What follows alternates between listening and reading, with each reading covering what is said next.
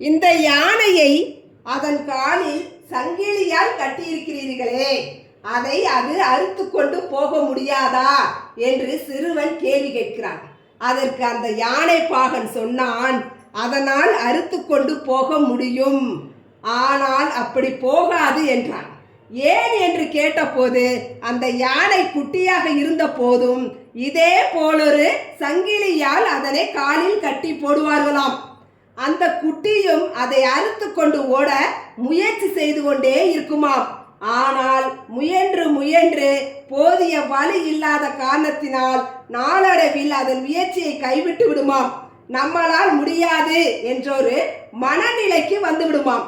அதே குட்டி வளர்ந்து பெரிய யானையாக ஆன பிறகு அதனுடைய இப்போதைய வலிமையை உணராமல் தன்னால் முடியாது என்ற பழைய மனநிலையிலேயே இப்போ உள்ள சங்கிலியை அறுக்க முயற்சி செய்யாதாம். சங்கிலிக்கு பதிலாக ஒரு கயிறு காலில் கட்டப்பட்டிருந்தாலும் அதனை அறுக்க முயலாதாம். காலில் கட்டப்பட்டிருந்தால் அங்கேயே நின்று கொள்ள வேண்டும் என்ற மனநிலைக்கு அது பழகிவிட்டது. இதே உதாரணம் யானைக்கு மட்டுமல்ல, நமக்குமே பொருந்தும். எத்தனையோ முயற்சிகளை நாம் நம்முடைய வாழ்நாளில் எடுத்திருப்போம்.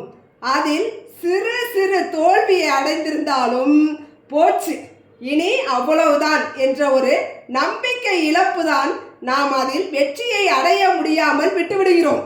ஒரு வகையில் நாமும் அந்த யானையை போலத்தான்.